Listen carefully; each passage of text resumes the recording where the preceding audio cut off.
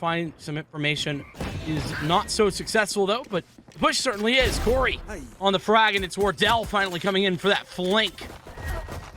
It's exactly what you need in position. Flavor is able to find one. This kind of brings the leeway for T1 as they're separating the distance further. Curry will take the head off Subroza. He's making a little bit more space off the top. A 3 versus 3. Plant has not yet gone down, and the recon bolts are continuously being sent. Just trying to gather the necessary information to allow for them to go for that plant and guarantee that there's some safety. But with Wardell still lagging around inside mid, there still is the possibility of a flank, but it looks like T1's going to get a bit aggressive. Aleko takes out 2. Massive as he pops the head off Curry and Pony, and it's just YFO. Certainly not. And he actually has a heal, but it hasn't used it. So, I wonder if he's going to realize that and put that on himself. Meanwhile, Wardell, we got the singular bullet for the headhunter, so he's going to have to utilize a classic or anything else he can find. Looks like Dwifo not actually committing to the heal. Halfway already pulled in Wardell, just holding for a moment, and he's got it. Easy. No chance. T1 to try and clap back and figure out what can they do to not allow that to happen from this point onward. A good call, and well, there's an opening frag that looks very solid. Curry, he's the second on the leaderboard for overall players in this event. Corey doing a good job there. Pick up one with the Marshall. Well, it is going to allow entry for the rest of T1 on the site. They have a 4 versus 3. That advantage is currently there, but we see TSM coming in for this retake fast, and this is a great spot from Rossi. He's holding, gonna get the halfway on the defuse. It's almost there, but just barely missed out. Is now down to 2. TSM have to push forward on their own.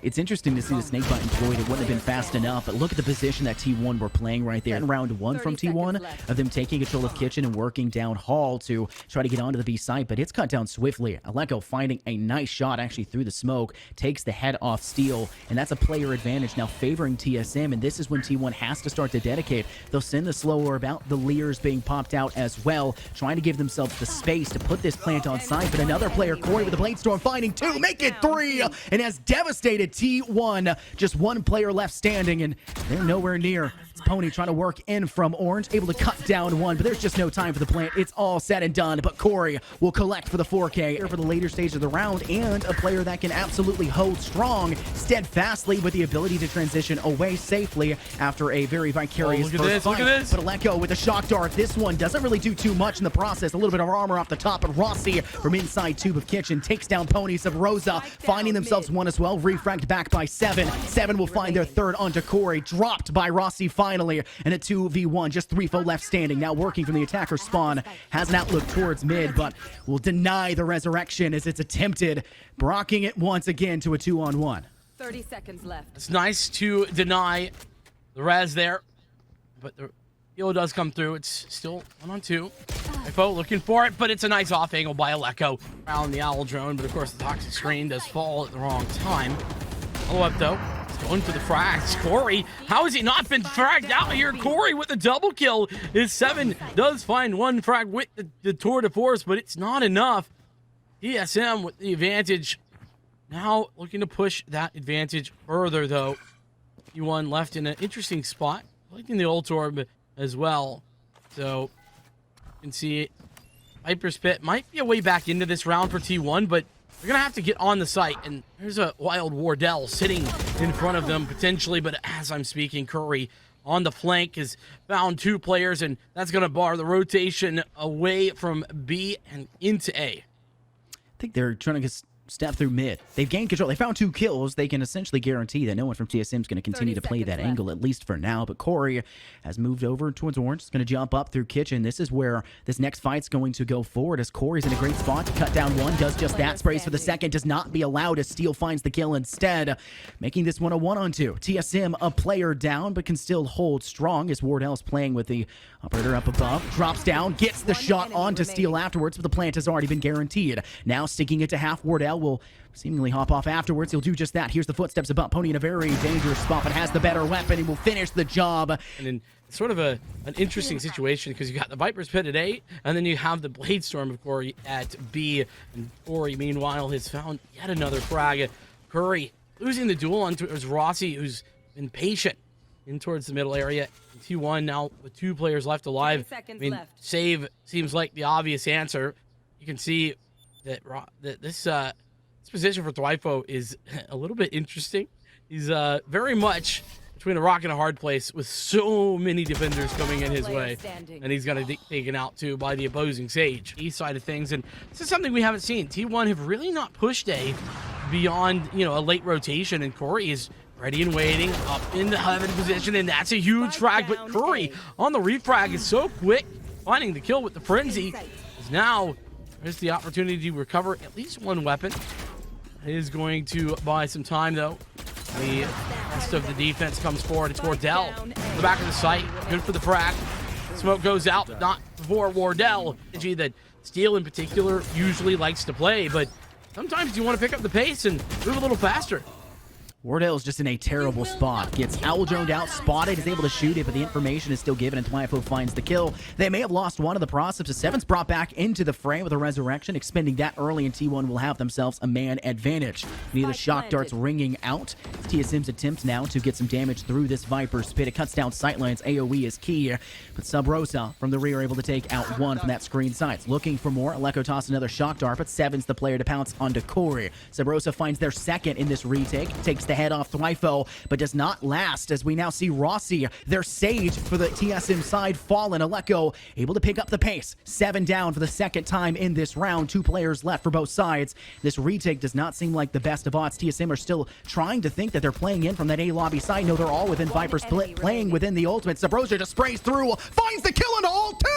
A 4K to Subroza's name, but the question truly is there enough time left for the defuse? It's coming down to the wire and barely gets it. Defense of TSM and not really given the space to do so. The only ultimate up for T1 is now unfortunately 6 feet under, and it's going to be a bad spot. Player disadvantage. Plant will seemingly go down by Thwifo as they plant on the B site. Not in your typical default position. This one playing in from the orange side instead towards mid. But Pony able to find one. Has not died just yet, but TSM able to collect 2 of their own.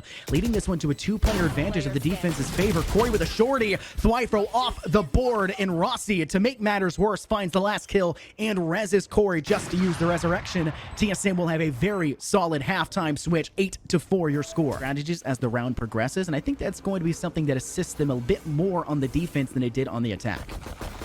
We'll have to see.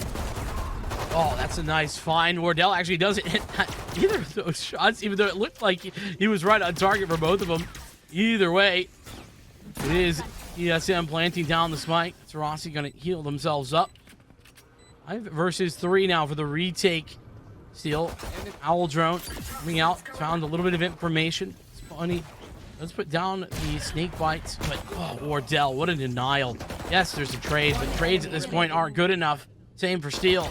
As Rossi converts 1, 2, and 3 now, the triple kill for the Sage. For at least some cushion to be made between them and TSM's attack right now. TSM, very one-directional approach. They are single-handedly going towards this B main side. Steel will finally find themselves a kill, opening it up to a little bit of a more prestigious position for them as they'll take out Rossi in the slow rotate. There's no time right now for TSM. They failed on their plant. They're just going to take a step back, hope to save the weapons in hand, but Steel is just dishing out the herd. Finds himself another. Aleko will remove him quickly, but Seven punishes Aleko for swinging right afterwards. The only player's level of play, but instead of just sending like Wardell straight through mid and trying to play that direction, they're wombo comboing by having Curry and Steel work together in tandem to try to bring something forward, and it works out. Steel's watching through tube, which allows for Curry to step up and find themselves a kill, and that's the Viper off the board for TSM. A really rough start for them, but they'll still manage to get that spike down on the A site and can play for the post plant. 1 player behind. They're leaving Aleko, and it's seemingly working out as towards the attacker spawn, trying to work in through A main. It's Steel failing, and Seven's also going to work in. Now hiding behind ramp. Head is gone, though, as Aleko is very aware. He's just knowing everything he can, but Rossi's going to get hyper-aggressive as the Sage outside through attacker spawn to work through mid, and it does not work out this time around. Corey finally finding themselves a frag. It's with that Stinger, though. Not really the best weapon to work with.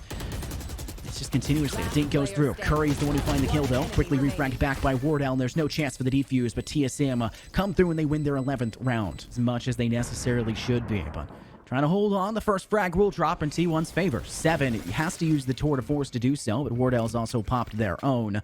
Only a classic secondary, so I guess in terms of things getting up close and personal, maybe a little lackluster, but sitting up on top of green will allow for him to have a wide sight line to work towards the site. Corey steps out. Plant is going down by Rossi. Corey gets the kill through the wall onto Thwifo, but 7 is continuously dishing out the hurt, comes from behind and actually gets the tour de force kill back onto the player of Wardell. Corey finding one more. That evens things out for a 3-on-3. Curry's going to be forced to feel and use that Empress, but it's Pony who comes up for the next. A solid round return right now for T1. They still need to remove 2 more players, but time is working ever in the favor of TSM. They just need to play smart, work in tandem to keep these players away from forcing, but Rossi peeks a little bit too aggressively. Try and go for the lineup. You can see the shock dart being sent from over the top, but with full HP and the Empress overhealing, doesn't seem like the best of odds. Aleko will spray down Steel, but this defuse does go through, and T1 wins themselves another round. Rossi now still on the site, trying to play it. Has Resurrection, could bring their player back into the fray, but it's within the toxic Viper's pit.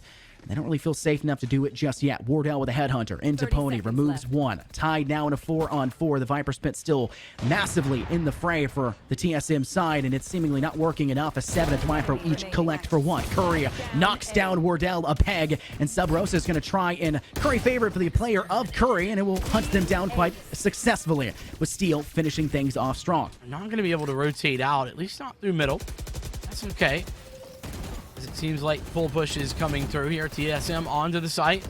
Worry looking for something, but he's not going to be able to find it. It's actually Thwifo who, through the toxic screen, able to find another one. That's 7 as well. On the follow-up, he's able to dispatch Wardell, who was rotating in through mid, away from that A site where the Viper's pit was located.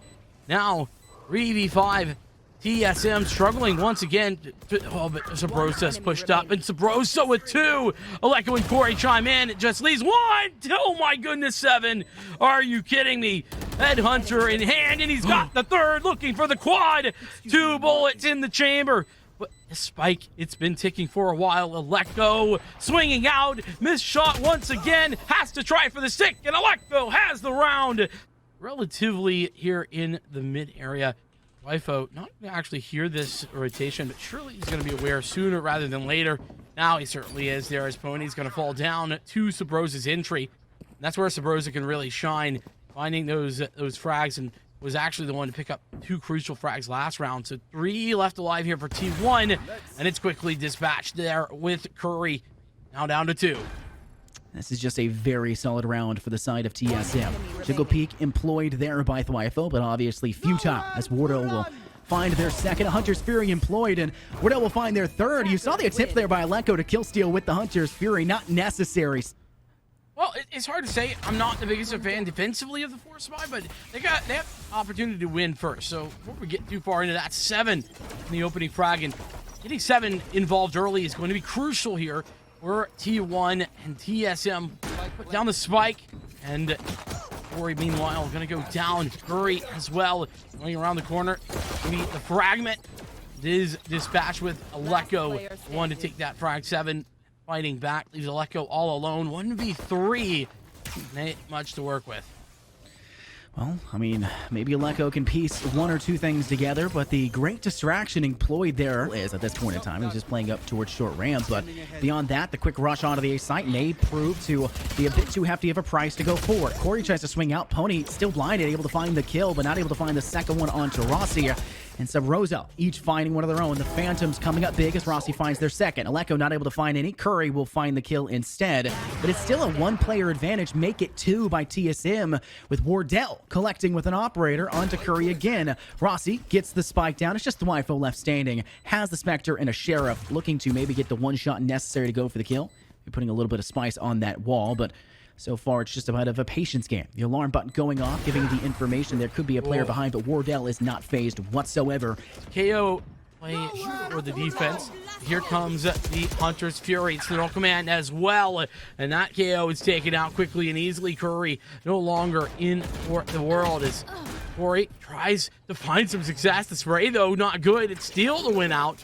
And now, TSM in a pretty good spot with regard to post plant, but they're down by a player as well. T1 looking to retake, and they've got a Hunter's Fury of their own now. 7 with a dash in. It's Thwifo who is cleared out this angle, and now pushing forward. Boat looking for the frag, and he's got it. That's huge. Rossi trading out. Now the Hunter's Fury to go forward. It's Pony on towards one. The defuse is coming. Pony has it. Spraying. Rossi can't hit the shot. The defuse. It's going all the way. TSM. Oh, what a rough round. Rifo struggle to utilize any sort of utility. Corey is able to find him instantly, and he does. Curry does find the trade, but still a great start for TSM on the in-trade. Rossi now doubling down on the side. It's 4v3. Great attempt. Spike will be attempted. Now officially completed, and Rossi will try to transition around to the Radiant Crate in the center stage to maybe start to work towards help, but with the operator still ringing out in the distance, it kind of creates a precarious spot for the rest of T1 to sit and steal will pay the price as Wardell manages to find the kill. Rossi will spray down 7 as they jiggle peek around the corner leading out from Ton, but it does not seem to make a huge difference. Start to remove out majority of that util. Yeah, the turret's slightly away, but we can see it done right there. Lombard goes off. Now it's just a recon bolt, and Twyfo's in probably the worst position you could probably be in. Close player Corey holding down next to the platform. There is some assistance having Curry nearby for Twyfo's needs, but beyond that, Aleko somehow walks out in front of both Twyfo and Curry, but they'll still collect the kills where necessary, and Steel will be the most recent one to have fallen, this one by Rossi's hands. Subroza through mid will take control over Courtyard, swing out through Link, and find Pony as they're just completely caught unawares, and I think for this position, Seven's just going to save this operator and start thinking twice about maybe what they can do in the next round, start to maybe take this as attack pause, but take a look in the map up there in the top left corner. TSM, more specifically Subroza and Corey, are hunting for this one.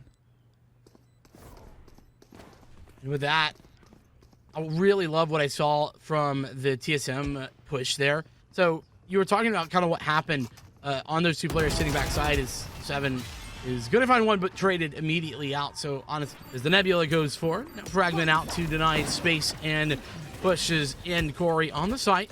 And once again, here we go. This is okay. Massive looks for Twyfo 7 as well. Finding a frag. And Subroza trying to find something more. Can't do it.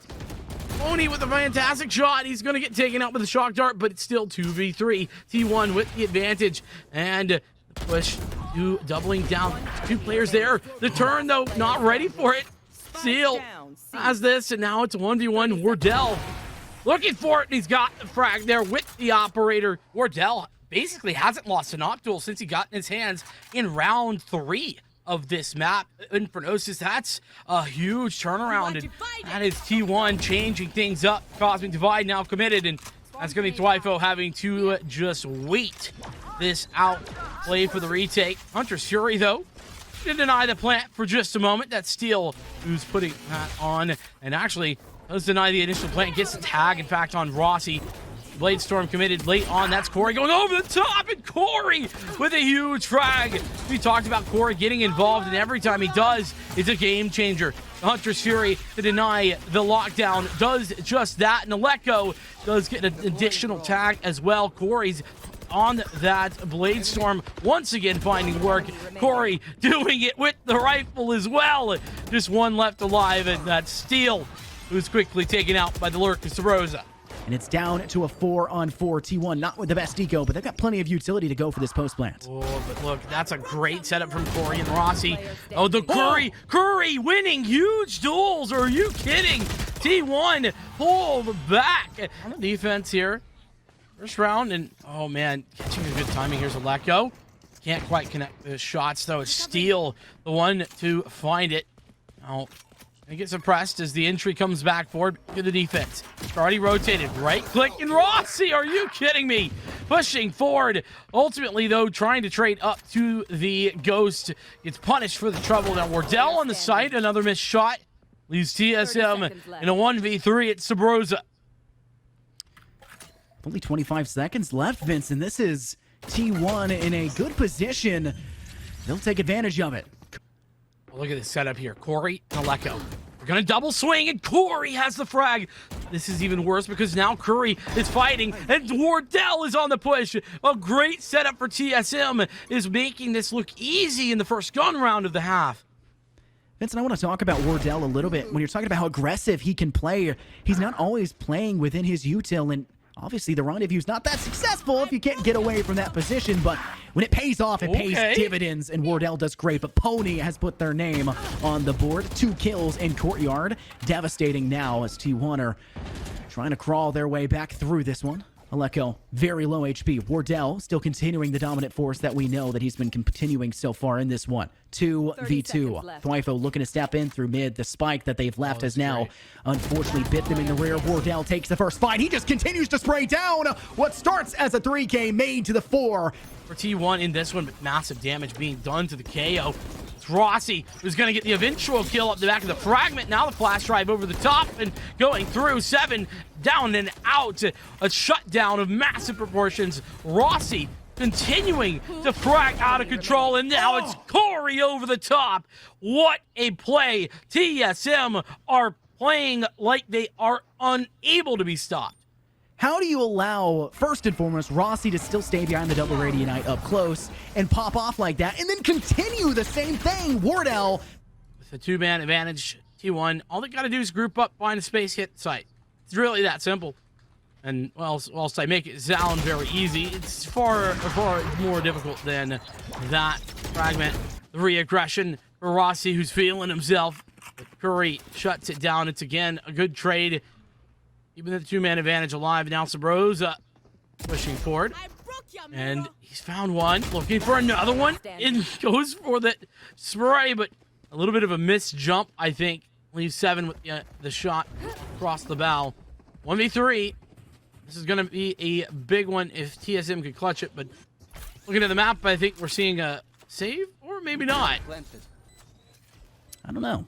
Aleko could play this one, trying to go for... I mean, you've known that T1 have been struggling economically for the last few rounds. They have been, quite frankly, piss poor. And I think that we need to see more continuation of that from TSM to remove these weapons if they want to keep them in that same stance. But that's what happened in... Well, here we go again. Corey looking for the frag in this long position. So critical. It's Aleko as well. The teamwork working wonderfully for TSM. And while where T1 found opening frags last time, it's immediately TSM finding the same situation in the round after.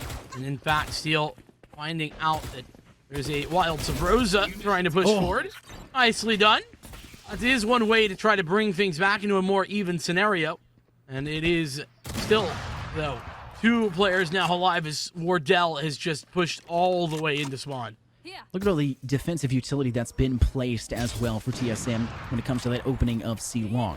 They'll have to place down an ambulance. That's some assistance from your player not on site, and they'll even employ a lockdown to guarantee that that spike can be placed. YFO trying to basically solo hold the C side, has some assistance when it comes to garage, but no one's actually coming that direction. It's 3 players up north on your map in terms of defensive spawn, trying to work out towards that elbow section. And Pony's gonna have to work quite slowly, trying to figure out what works best. Wyfo gets a kill, but this one's on the Rossi. It's only the ultimate still in hand, so still opportunity available. Wyfo needs to be quite conscious, but cannot stay alive by Wardell. Pony swings out now from Ton, working from the garage section, sprays the head off Corey, getting sprayed from multiple directions. Wyfo's kill under Rossi will be guaranteed, but Wardell, masterclass inning of himself, a 3K to his name, guaranteeing TSM at match point, series point here.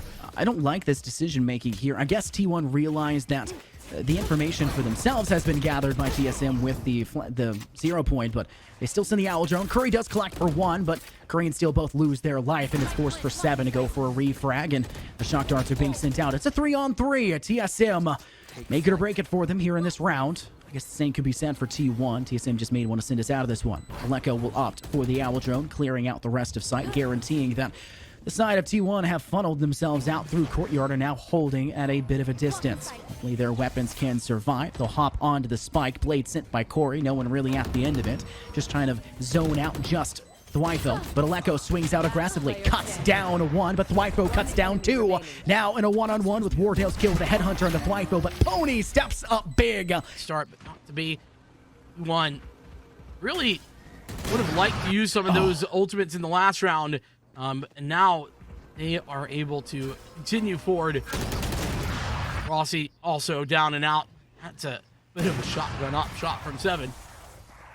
You just barrel stuff into the competition. You'll find your target eventually. If The only thing left on your screen. Aleko from the defensive spawn. Doesn't really have much, only the sheriff to work with. And T1 are readily aware of the circumstances for what TSM are bringing to the table. There's only 2 left standing. You'll see a bit of a lineup employed by Aleko, hoping to gather maybe information or maybe a shock dart to send into default to go for something. It'll be a recon bolt right over the top, trying to gather some intel. It doesn't find... Oh, no, it finds 2, a massive amount, but Steel, the one player it didn't catch. Perfect. This is Corey just still given the spacing to survive. The same thing can be said over for Aleko, who's actually underneath in hell and looking to send a player thereafter. Corey's the player to do it, though. Curry on the refract. Curry will pop their null command as well to silence any and suppress the competition, but it doesn't need utility if you just don't know where Aleko is, and they'll finish the job on a Curry now playing still. The information, but that's really about all you'll see. A flash being sent out from Tun's side. It's an effective 2-on-4, now made 2-on-3 with Thryfo onto Aleko. Another kill dropping Thryfo to Wardell, and Thryfo has been paramount to their success on this map, and that's only continuing from this point onwards. Picked up now. They've got 2, but Rossi off the board by Thryfo for their 3rd. Thryfo hunting for the 4th. Subroza not able to survive. 4K to T1 Thryfo, and they're still alive, surviving, having to use quite a few ultimates to get the job done, but a victory is a victory. Again, this is their bread and butter. They are this team that likes to play it slower. It's going to be Corey, though, on the site, going for the updraft and going for the blaze, but it's not enough. A great adjustment by 7, but this is Aleko. And you talk about Hunter Zuri versus Hunter Zuri. Who's been better? Aleko, no doubt, is TSM now in a position where they are just a 1 kill away from headed into the semifinals here. The YFP Winter Classic, but no, Pawnee looking to try for it. He's got 1, but there's no time left on this clock. Gotta go for kills, and he's not got him. Subroza puts him to bed. 6 feet under.